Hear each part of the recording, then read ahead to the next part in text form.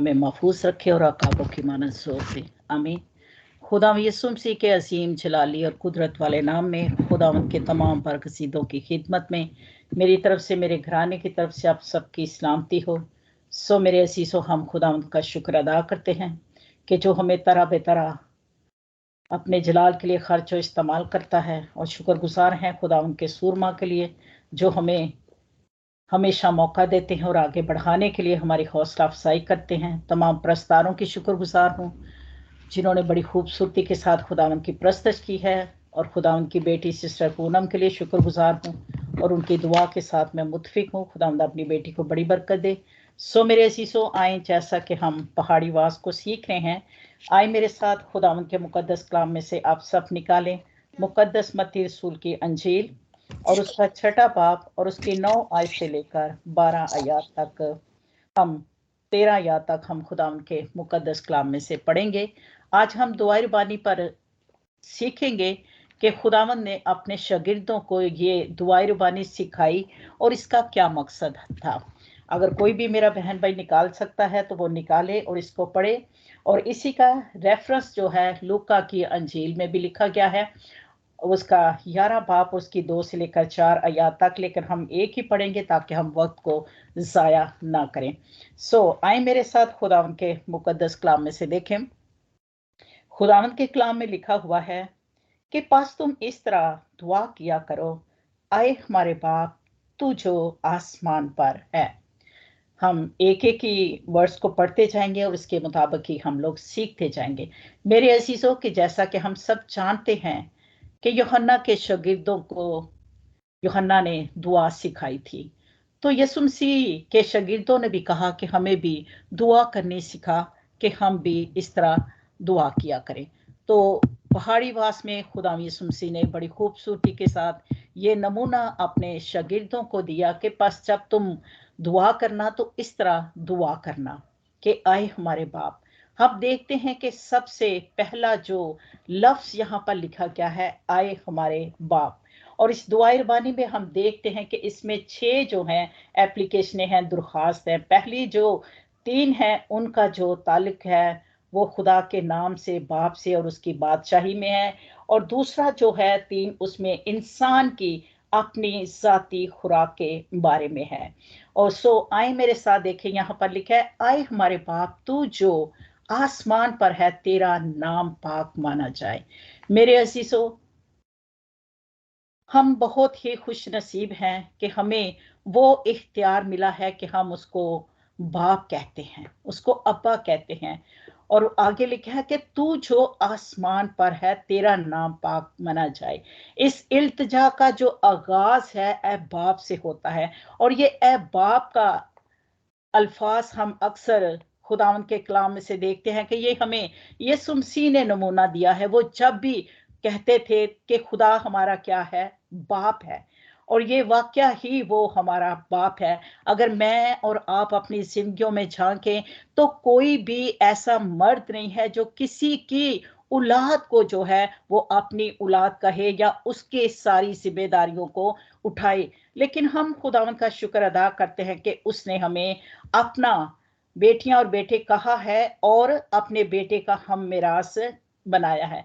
सो मेरे अजीजों, अगर हम उसे बाप कहते हैं तो हम किस तरह उसको बाप कहते हैं? क्या हम सबको ये इख्तियार है? हरगिज नहीं।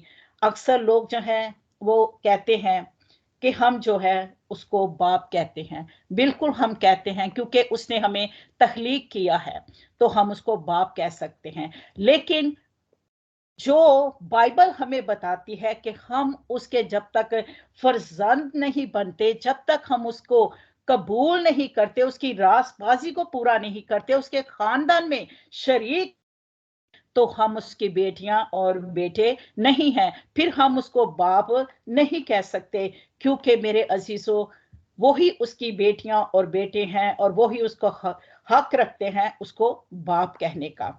सो खुदावंद के कलाम में अगर हम मिलाकी में देखें 2 बाब और 10 आयत में, तो वहां पर लिखा है हम सबका एक ही बाप है और हम सबका को खुदा ने पैदा किया। इस एतबार से पालूस रसूल भी कहता है इमाल 17 बाब में कि हम उसकी नस्ल से हैं, तखलीक के एतबार से, कितनी खूबसूरत से पालूस कह रहा है कि हम क्या हैं, तख्लीकी तौर पर तो हम उसके बेटियां और बेटे हैं कि उसने हमें बनाया है।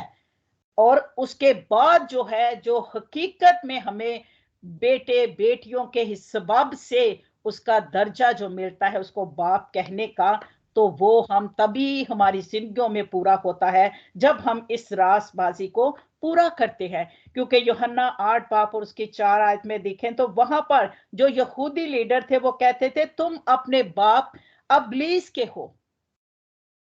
और यही हम देखें पहला यूहन्ना और उसके 3 बाब में, तो वहां पर 2 किस्मों के खानदानों का जिक्र है, खुदा के फरजान और अबलीस के फरजान। अब खुदा के फरजान कौन है? वो जो उसके हुक्मों पर क्या करते हैं, अमल करते हैं। और अबलीस के फरजान कौन से हैं? वो जो खुदा के हुक्मों पर अमल नहीं करते बल्कि बराबर मलसलसल जो है वो गुनाह करते हैं। और पालूस रसूल भी कहता है कि नूर के फरजंद और तारीकी के फरजंद। अगर आप दूसरा पत्रस देखिए पहला बाब 4 आए तो वहां पर लिखा है सिर्फ ईमान लाने वाले जाते इलाही में शरीक होते हैं और सिर्फ वो ही जो नए सिरे से पैदा होते हैं दरअसल खुदा के खानदान में पैदा होते हैं। और आप यूहन्ना पहला बाब और 12 आयत में लिखे जितनों ने उसे कबूल किया उसने उन्हें खुदा के फरजंद बनने का हक बख्शा। ये हैं 2 यहां पर खानदान, अबलीस के और खुदा के। और अगर मैं और आप उसको कबूल कर चुके हैं तो हम अगर ये लफ्ज कहते हैं बाप, तो मेरे अजीजों उसके बेटे ने भी उसकी पूरी उन बातों पर अमल किया था और इस रासबाजी को क्या किया था, पूरा किया था। अगर मैं और आप जिस तरह आजकल सलीबी कलमात को सीख रहे हैं तो वहां पर देखें कि खुदा का और यीशु मसीह का उसके बेटे का इतना प्यार था। और वहां पर देखें तो जब हमारे गुनाह उस पर लदे हुए थे तो जो उसके मुंह से हमेशा क्या कलमे निकलते थे, हमारा बाप मेरा बाप। और वहां पर देखें कि जब हमारे गुनाह जो थे उस पर पड़े तो वहां पर बाप और बेटे में आरजी तौर पर जुदाई आ गई। और वहां पर यीशु ने बाप कह करके नहीं बल्कि आए खुदा कहकर पुकारा है।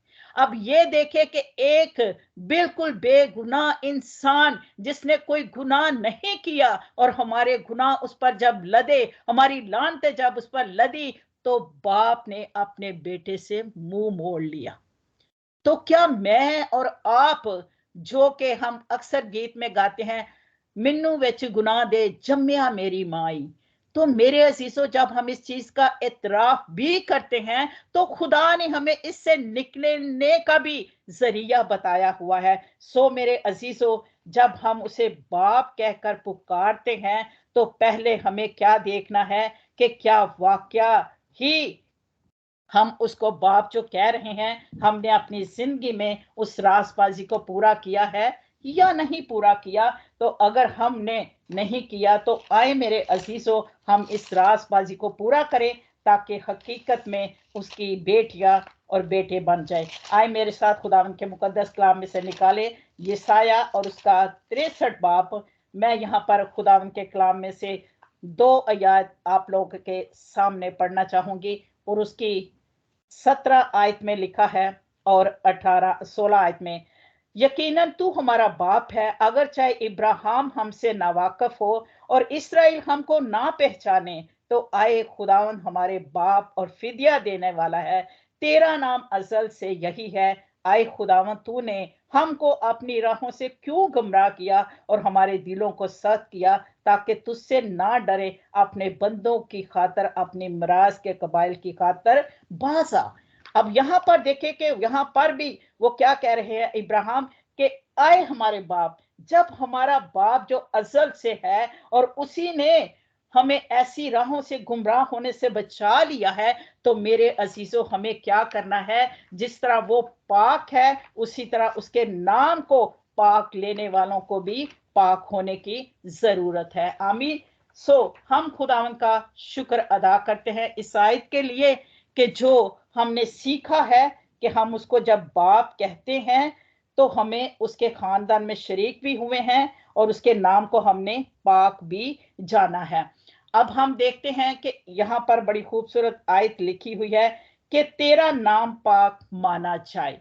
अगर आप यशाया 6:1 से लिखे तो वहां पर भी खुदावन के कलाम में बड़ी खूबसूरती के साथ लिखा है कि आसमानी बाप असरिया बादशाह ने जब वफात पाई तो वहां पर खुदावन को एक ऊंचे तख्त पर बैठे देखा और उसके लिबास के दामन से हैकल जो थी मामूर हो गई थी, और आसपास के जो सराफीन खड़े थे वो भी पुकार कर कह रहे थे कदूस कदूस रब्बुल फाज। सारी जमीन उसके जलाल से क्या थी, मामूर हो चुकी थी। क्योंकि मेरे अजीजों उसका नाम जो पाक है, सराफीन भी उसके नाम को कदूस कदूस कहते हैं। तो हम भी जब तक हमारे इस रासबाजी को पूरा नहीं किया तो हम भी पाक नहीं हो सकते। क्योंकि जबूर भी 22 में भी लिखा है, वहां पर भी यही आयत लिखी है कि तू कदूस है, तू जो इसराइल की हमदो सना पर तख्त नशीन है। और जिस तरह वो कहता है कि वो नाम जो है वो पाकीज़गी के साथ पुकारने के लायक है, और हमारे होंठ और हमारा दिल जो है पाक होना चाहिए, जिस तरह हमारे बाप का नाम पाक है। और मेरे अजीजों वो तो ऐसी पाक हस्ती है कि जब हम उसका नाम अपनी जिंदगियों में पुकारते हैं, और प्यारे अजीजों वहां से जो बदरूहें भी होती है ना, वो भी उसके नाम से डरती हैं और कांपती हैं।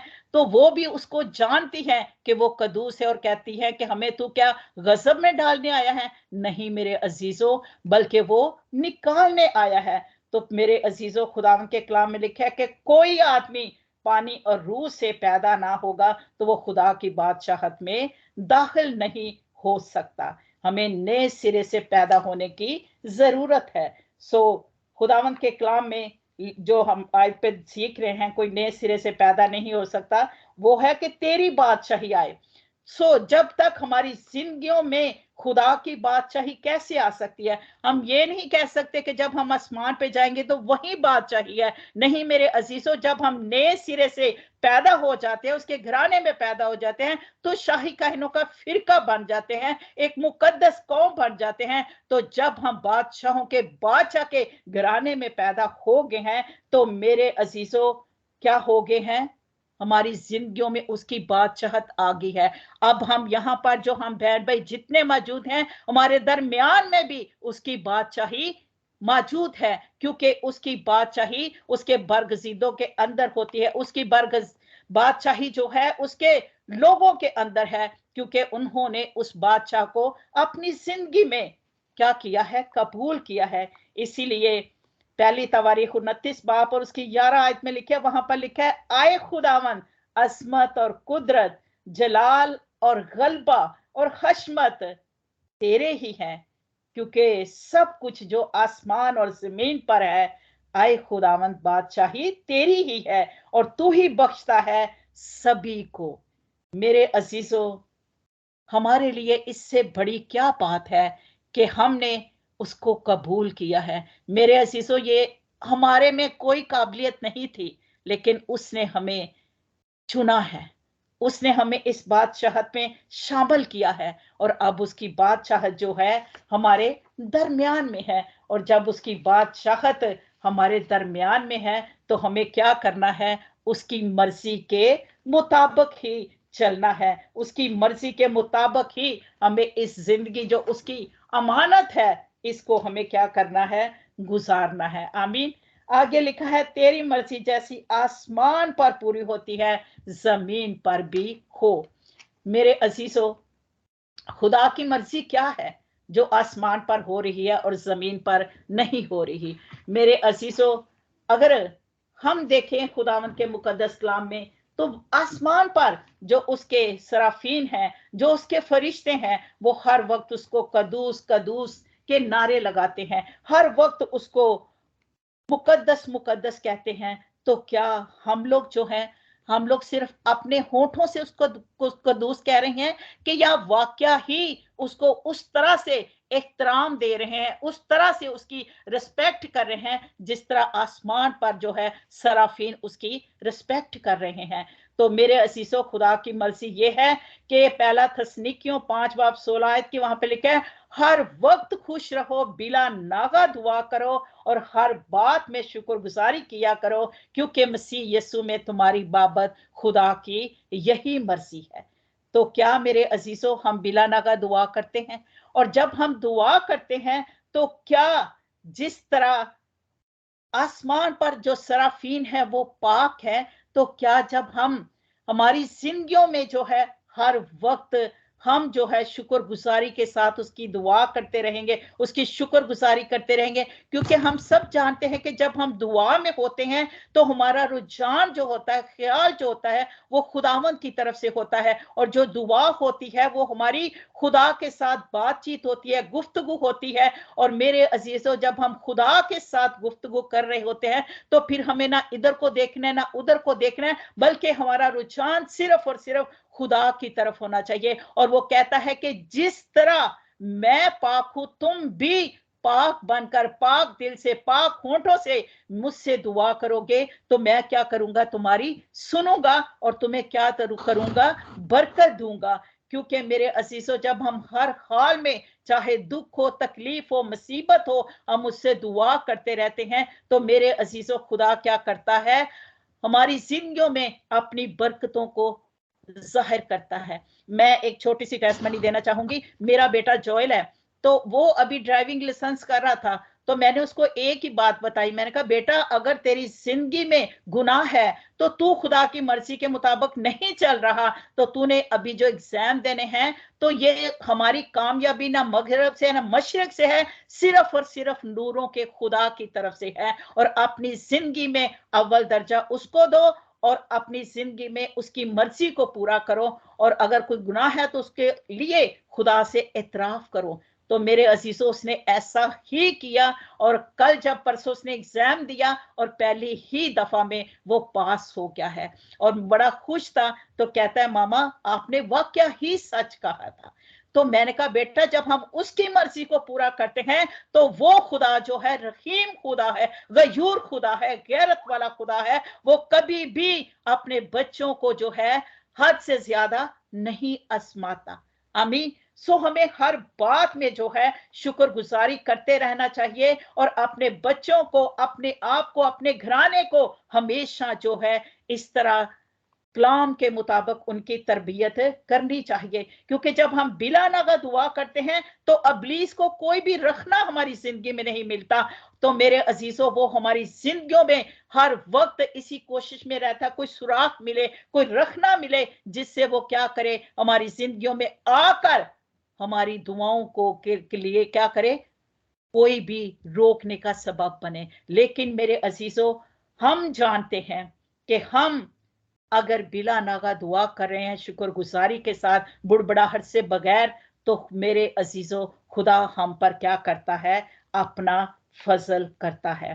पहला थस्सलुनीकियों 4:3 में लिखा है, खुदा की यही मर्जी है कि तुम पाक बनो, हर तरह की हरामकारी से क्या रहो? बाज रहो। यही खुदा की मर्जी है। सो मेरे अजीजों, खुदा ने हमें अकल दी है, खुदा ने हमें अपनी अकल से ब्लेस किया है। क्योंकि जब उसने हमें चुना तो मेरे अजीजों, उसने नकम्मों को चुना, बेवजूदों को चुना, लेकिन जब उसमें आगे तो उसने हमें अपनी अकल से ब्लेस कर दिया, जैसे सुलेमान को उसने ब्लेस कर दिया। सो खुदा की यही मर्जी है, अगर हमारी जिंदगियों में किसी तरह की भी हरामकारी है, बुत परस्ती है और झूठ है, फरेब है, क्योंकि ये झूठ, फरेब, चुगलखोरी, ये सब जो है बुत परस्ती में आते हैं। और ये अगर हमारी जिंदगियों में है तो हमारी दुआएं जो है वो आसमान पर नहीं जाती, आसमान पर नहीं पहुंचती।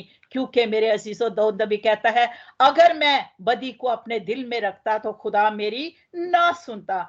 इसी तरह अब्रानियों 13:21 में लिखा है कि हर वो काम करो जो खुदा को पसंद है, नेक काम करने में कामल, ताकि उसकी मर्जी पूरी हो और उसके नजदीक पसंदीदा हो।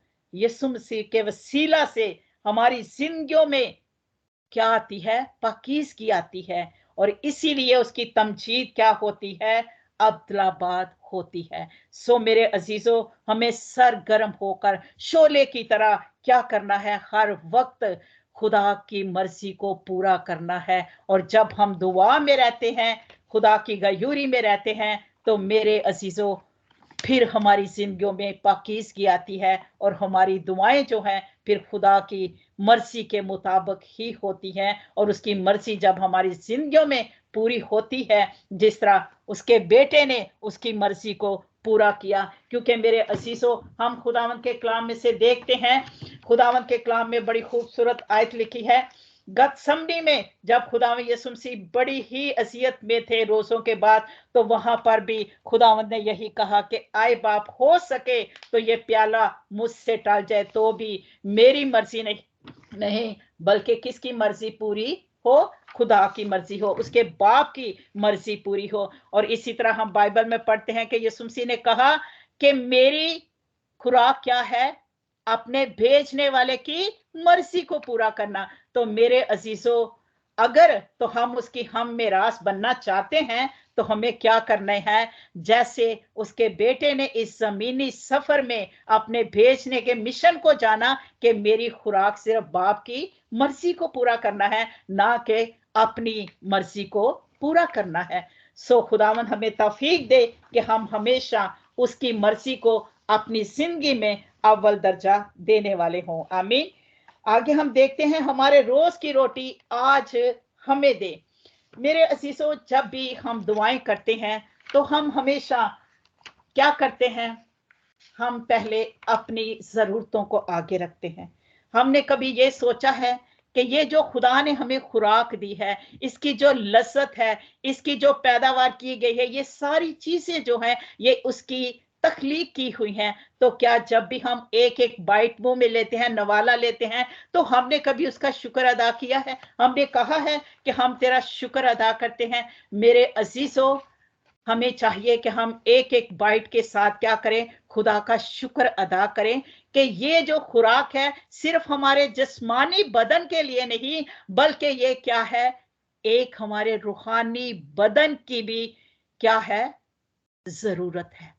और जब ये मस्कन जो खुदा के जलाल के लिए है, इसकी हम हर तरह से जो है केयर करते हैं, तो मेरे अजीजों, खुदावन क्या होता है, खुश होता है। सो हमें क्या करनी है, खुदा की हर तरह से शुक्रगुजारी करनी है कि उसने हमें हर रोज की जो है रोटी दी है। अगर बनी इस्राएल की तरफ देखें तो उनको भी खुदा ने कहा था कि हर रोज के लिए जो है अपने लिए मन जमा करना, लेकिन उन्होंने जब अपनी एक्स्ट्रा जरूरत के मुताबिक जमा कर लिया था तो उसमें क्या पड़ गए थे, कीड़े पड़ गए थे। आज भी कभी इंसान जो है बस अपनी जिस्मानी खुराक को जमा करने के लिए अपने आप को हर वक्त मुश्किल में डालता है, लेकिन अपने बाप की मर्जी को नहीं जानता कि उसकी क्या है। मालदार को देखें, उसको नसीब नहीं हुआ, उसने कहा खा और ऐश कर, लेकिन क्या हुआ, उसकी जान ले ली गई। मेरे अजीजों, हमें क्या हर रोज खुदा से मांगना है कि हमें हर रोज कौन सा मन दे,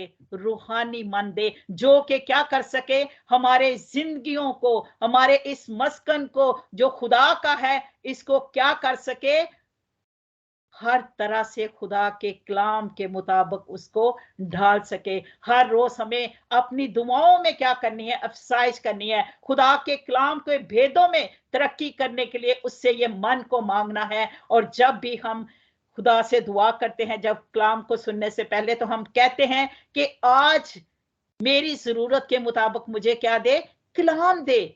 और ये है हमारी रोज की रोटी। और जब ये रोज की रोटी हमारे अंदर जाती है, तो मेरे अजीजों, ये हमारे बदनों को क्या देती है, तकवीयत देती है। ये हमारे बदनों को क्या करती है, जिंदा रखती है। और ये जिंदा रखकर हमारे बदनों को उसके जलाली कामों को जाहिर करने के लिए हमेशा हमेशा के लिए तरोताजा रहती है। सो मेरे अजीजों, इसलिए खुदावन ने कहा है कि कल की फिक्र ना करो, कल का दिन अपने लिए आप ही मुहैया करेगा, आज ही का दुख काफी है। सो हमें क्या करना है, रोज की जो रोटी है वो खुदा का कलाम है, इसको अपनी जिंदगी में लेना है। तो हम मुर्दा हालत में नहीं रहेंगे बल्कि जिंदा हो जाएंगे, क्योंकि मुर्दा जो है वो खुदा को नहीं जानते, लेकिन जो जिंदा है वो खुदा के कलाम को जानते हैं और उसी में ही अफसाइश करते हैं। हालेलुया। आगे हम पढ़ेंगे, खुदा उनके कलाम में लिखा है, और जिस तरह हमने अपने कर्जदारों को माफ किया है, तू भी हमारे कर्ज को माफ कर। अगर हम देखें तो ये बहुत मुश्किल काम है, जो कि बहुत ही कम लोग जो हैं इसको करते हैं। ज्यादा लोग क्या करते हैं, जो खुदा को नहीं जानते, वो क्या करते हैं, अपनी अना में आते हैं, कहते हैं क्या मैं और उससे माफी मांगू। मेरे अजीजों, हमें क्या करना है? अगर हम चाहते हैं कि हमारे गुनाह माफ किए जाएं, तो मेरे अजीजों पहले हमें जो है माफ करना है। जैसे कि आजकल हम सलीबी कलमात को सीख रहे हैं, और इस दुआए बानी में भी हमने देखा है कि यहाँ पर माफी का जो लफ्ज है वो 3 दफा आया है, और माफी का कलमा भी है। और खुदा ने हमें क्या सिखाया है कि हमें क्या करना है, एक दूसरे के कसूरों को माफ करना है। और जब हम एक दूसरों के कसूरों को माफ करते हैं, तो मेरे अजीजों, ये जो है मुकद्दसों का किरदार है। ये जो है मसीही लोग जो हैं, जो नाम के मसीही नहीं, जो वाकया ही उसके बेटियां और बेटे हैं, वो फिर उसके किरदारों से ही उसके नाम को लोग जानते हैं और पहचानते हैं। क्योंकि खुदावंद यीशु मसीह ने कहा है कि अपने दुश्मनों से मोहब्बत करो, और जो तुम पर लानत करे उसके लिए बरकत चाहो, और जो तुमसे नफरत करे उनके लिए भलाई करो, और उन लोगों के लिए क्या करो, दुआ करो, ताकि ये जाहिर हो कि तुम आसमानी बाप के फरजंद हो। मेरे अजीजों, माफ करना जो है मुकद्दसों का शेवा है। आज हम क्या करते हैं, हम कभी भी दूसरे इंसान से पूछे बगैर कि उसकी आजकल क्या कंडीशन है, उसके साथ क्या इस वक्त हालात चल रहे हैं, हमने कभी उसके जानने की जरूरत नहीं की, लेकिन हम अपने पास से ही उस इंसान के लिए ऐसी सोच रख लेते हैं, जो कि खुदा के कलाम में लिखा है कि तुम दुश्मनों से भी क्या करो, प्यार करो, और उनके लिए भी बरकत चाहो। तो हमें क्या करना है, जिस तरह यीशु मसीह अपनी 99 भेड़ को छोड़कर एक के पीछे गया था, उसकी भी फिक्र की थी, आज मुझे और आपको भी क्या करनी है, अपने घरानों की भी फिक्र करनी है। अगर हम चर्चों में हैं तो देखे कौन सा हमारा बेटी बेटा नहीं बहन भाई आ रहा। अगर हम जहां कहीं भी खिदमत कर रहे हैं तो हमें एक दूसरे का क्या करना है, ख्याल करना है, उससे प्यार करना है, उसके लिए बरकत को मांगना है, और उसके लिए हमें क्या करना है, फिक्रमंद होना है। क्योंकि हमारा आसमानी बाप जो हमें कहता है कि हमें क्या करना है, दूसरों को माफ करना है। अगर हम दूसरों को माफ नहीं करते तो मेरे अजीजों, हम खुद ही खुदा बैठे हुए हैं, हम खुद ही अदालत दूसरों की कर रहे हैं, हम खुद ही खुदा की जगह ले रहे हैं। मेरे अजीजों, ये मेरा और आपका पेशा नहीं होना चाहिए। ये जो है, ये सिर्फ और सिर्फ खुदा का काम है अदालत करना। मेरा और आपका काम है सिर्फ कलाम के वसीला से दूसरों को रोशनास करना, और उससे पहले हमें अपनी जिंदगी में झांकना है कि क्या मैं जो ये दुआ पढ़ रही हूं कि हमारे कर्ज हमें माफ कर, तो मैंने पहले दूसरों के कर्ज माफ किए हैं जो मैं ये दुआ कर रही हूँ। अक्सर मैं जब दुआ करती हूँ तो मैं ये सोचती हूँ कि यहाँ पर लिखा है कि जिस तरह हम अपने कर्जदारों को माफ करते हैं, ये नहीं होना चाहिए था, बल्कि होना चाहिए था जिस तरह मसीह ने हमारे कर्ज माफ किए हम भी करें। लेकिन मेरे असीसों, फिर मैं खुदा से जब दुआ कर रही थी तो फिर मैं देख रही थी, सोच रही थी, और खुदा मुझे बता रहा था कि मुझ जैसा हलीम कोई हो सकता है, मुझ जैसा रहीम कोई हो सकता है, जो तुम्हारे गुनाहों को दूर पश्चिम फेंक देता है और कभी मुड़ कर भी नहीं देखता। वो औरत जो सनाकारी में पकड़ी गई थी, लोग उस पर लाए, लेकिन यीशु ने कहा तुम में वो उसको पत्थर मारे जो तुम में क्या है, पाक है। तो किसी ने पत्थर नहीं मारा था। तो यीशु ने वहां पर कहा मैं भी तुझे कुछ भी नहीं कहता, लेकिन ये कहा कि फिर गुनाह ना करना। आज का इंसान अगर इस बात को अपनी जिंदगी में लेकर आए कि वो किसी के गुनाह को अगर देखता भी है तो खुदा से दुआ करे। लेकिन हम लोग क्या करते हैं, हम लोग उसके लिए दुआ करने के लिए, उसके लिए बरकत का सबब बनने के लिए, उसकी शिफायत करने का सबब बनने के लिए हम क्या करते हैं? हम ये काम नहीं करते, बल्कि हम क्या करते हैं? उसको और डिग्रेड करना चाहते हैं। नहीं मेरे अजीजों, ये मेरे और आपके खुदा ने और मेरे और आपके भाई ने हमें ये नहीं सिखाया। इसलिए खुदावंद के कलाम में लिखा है, पहला यूहन्ना 2:16, जो कि ये कहता है कि मैं उसमें कायम हूं तो चाहे उस तरह चले जिस तरह वो चलता है। और वो कैसे चलता है? वो तो माफ करता है, और वो माफ करने वाली जिंदगी भी हमें देता है। इसीलिए इफिसियों 4:32 में भी लिखा है, एक दूसरे पर मेहरबान रहो, जिस तरह तुम्हारे मसीह ने तुम्हारे कसूर माफ किए, तुम भी एक दूसरे के कसूर माफ करो। मेरे अजीजों, यीशु मसीह ने सलीब के वसीला से हमें इतना खूबसूरत जो है नमूना दिया है कि मैं कहती हूं कि उसके लिए जितना भी शुक्र अदा करें उतना ही कम है। कि वहां पर देखें, उसके हाथों पर कील जो ठोक रहे हैं, उसके पांव में भी पसली में नेजा मारा है, और उसका क्या किया है? थप्पड़ मार रहे हैं, कोड़े मार रहे हैं, लानते कर रहे हैं, थूक फेंक रहे हैं, लेकिन वो वहां पर भी क्या कर रहा है? आए बाप, इनको माफ कर, क्योंकि ये नहीं जानते। और आज भी वो आसमान पर बाप के दाहिने तरफ बैठा हमारी शिफायत कर रहा है। तो खुदावंद का हमें शुक्र अदा करना चाहिए, जिसके हम भाई बनते हैं, जिसके हम मिरास होते हैं। तो वो उसने हमें इतना अच्छा नमूना दिया है। और हम अगर इस पहाड़ी वास को देखते हैं तो ये जो दुआए रबानी है, ये इसका खलासा है। और ये दुआए रबानी जिसको हम कहते हैं कि आम दुआए रबानी है, जिसको हमेशा आखिर में पढ़ा जाता है। और मैं जब इसके स्टडी कर रही थी तो मैं कह रही थी हमें तो ये सबसे पहले पढ़नी चाहिए, ताकि हम जैसे उसका नाम आसमान पर पाक माना जा रहा है, उसकी मर्जी मानी जा रही है, हमारी जिंदगियों में भी आज की इबादत जो है वैसी ही हो। हम भी दूसरों को कर्ज माफ करके इसमें इबादत में बैठने वाले हो, ताकि खुदा का नूर हम पर चमके और वाकया ही ये इबादत जो है खुदा की हजूरी में बखूर की मानद पहुंचे। आमीन। सो मेरे अजीजों, हमें क्या करना है? ये सबसे मुश्किल तो काम है, लेकिन मेरे अजीजों, अगर तो हम अपने बाप से प्यार करते हैं, उसकी रफाकत में रहना चाहते हैं, उसकी कुर्बानी को हम जो है अनमोल समझते हैं, तो हमें क्या करना है? हमें माफ करना है। क्योंकि मेरे अजीजों, खुदा की जो आंख है ना, वो पाक है, वो बदी को देख नहीं सकती। और अगर उस वक्त बाप ने अपने बेटे से आंख को फेर लिया था, तो क्या आज मुझसे और आपसे अपनी आंखों को नहीं फेरेगा? जरूर फेरेगा। सो हमें क्या करना है? हमें इसके लिए एतराफ करना है। आमीन। आगे हम पढ़ेंगे, और हमें आजमाइश में ना ला, बल्कि बुराई से बचा। मेरे असीसों, क्या खुदा जो है हमें आजमाइश में डालता है? हरगिज नहीं। क्योंकि मेरे अजीजों, हम यहां पर देखें, यकूब 1:13, तो वहां पर लिखा है, जब कोई आजमाया जाए तो ये ना कहे कि ये आजमाइश खुदा की तरफ से है, क्योंकि ना तो खुदा बदी से आजमाया जाता है और ना ही किसी को आजमाता है।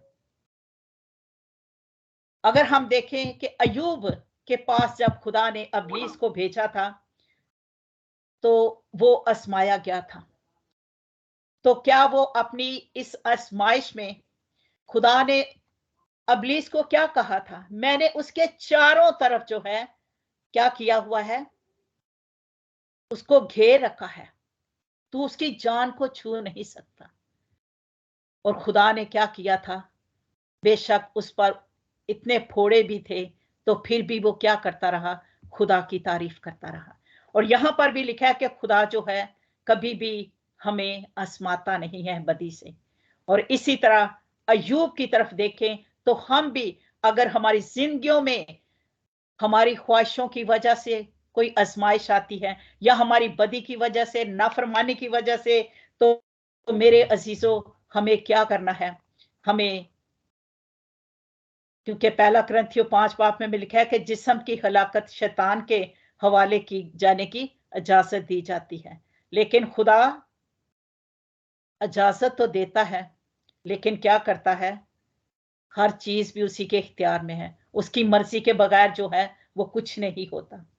लेकिन अगर हम जानते हैं कि ये आजमाइश जो है हमारी गुनाह गलतियों की वजह से है, तो लेकिन खुदा जो बदी को देख नहीं सकता, तो वो हमें क्या करता है, इस बुराई से निकालने की कुदरत और ताकत रखता है।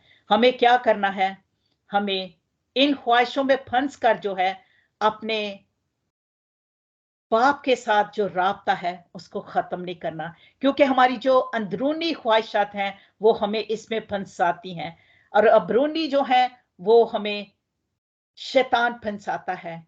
लेकिन यीशु मसीह फरमाता है, कलाम मुकद्दस में बड़ी खूबसूरती आयत लिखी हुई है, हर अच्छी बख्शिश और कामल इनाम ऊपर से नूरों के बाप की तरफ से मिलता है।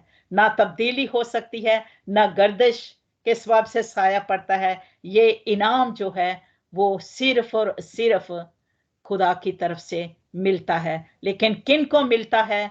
जब वो इंसान जो गुनाह को अपनी जिंदगी में जन्म देता है, और जब वो जन्म देता है तो वो क्या हो जाती है, मौत पैदा करती है। हमें फरेब भी नहीं देना किसी को, ना फरेब खाना है, ना गलती करनी है, ताकि हम आजमाइश में ना पड़े। बल्कि मेरे और आपके लिए आयत है कि हर अच्छी बख्शिश नूरों के खुदा की तरफ से मिलती है, और हमें उस बख्शिश को क्या करना है, हासिल करना है। हालेलुया।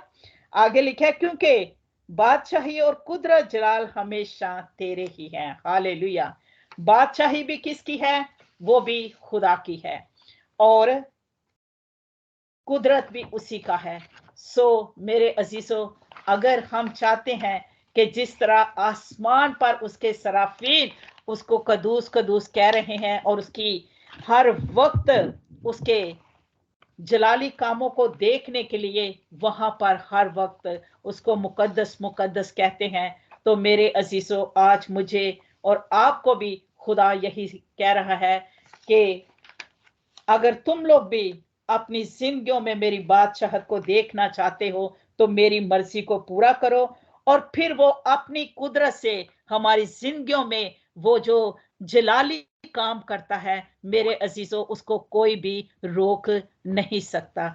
क्योंकि जब नूरों के बाप की तरफ से हमें जो भी गिफ्ट मिलते हैं उसको कोई भी रोक नहीं सकता, और अगर हम उसके जलाली कामों को अपनी जिंदगियों में देखना चाहते हैं, तो मेरे अजीजों, खुदावंद के कलाम में से हमने खूब सीखा है कि हमें खुदावंद के कवानीनों को अपनी जिंदगियों में अपनाना है, क्योंकि जो दुआर बानी है वो पहाड़ी वास का जो है खुलासा है, और ये मसीहियों को दुआ जो है खुदा की हजूरी में मतवातर जो है करते रहना चाहिए, क्योंकि इससे क्या होता है कि उसकी हम इलाही हुकूमत को मुकम्मल तौर पर कायम रहने के लिए कहते हैं। और मेरे असीसों, खुदा में यीशु मसीह ने आज मुझे और आपको भी यही दुआ सिखाई है, क्योंकि हम देखते हैं कि यहाँ पर जो दुआ हमें सिखाई गई है, हमें कहा गया है कि आए हमारे बाप कहकर दुआ करना, और मेरे बाप, क्योंकि मेरे अजीजों, खुदा यीशु मसीह लासानी फरजंद हैं, और वो खुदा के इकलौते बेटे हैं, और उन्होंने माफी के लिए कभी दुआ नहीं की, क्योंकि वो पाक हस्ती है, और वो इलाही बेटे हैं जिन्होंने हमेशा खुदा की मर्जी को क्या किया है, मुकम्मल तौर पर पूरा किया है। और उसकी मर्जी क्या थी कि वो हमारे गुनाहों की खातर मसलूब हुए हैं, और हमारे गुनाहों को क्या किया है, जो किरम सी थे उनको माफ करवाया है। अब हमारे जो गुनाह माफ हो चुके हैं, तो हमारी जिंदगियां जो खुदा चाहता है ये जलाली बने।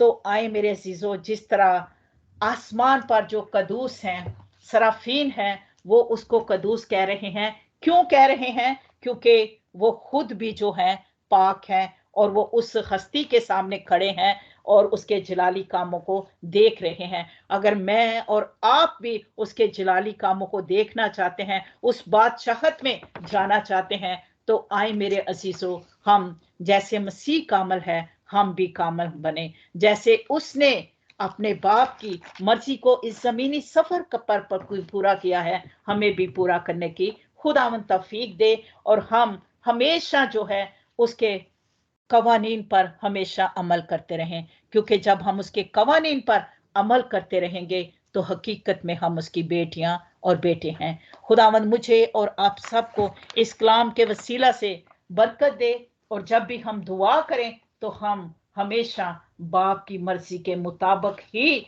इस दुआ को अपने होठों से अदा करने वाले हों। खुदा मुझे और आप सबको इस कलाम के वसीला से बरकत दे। खुदा आप सबके साथ हो।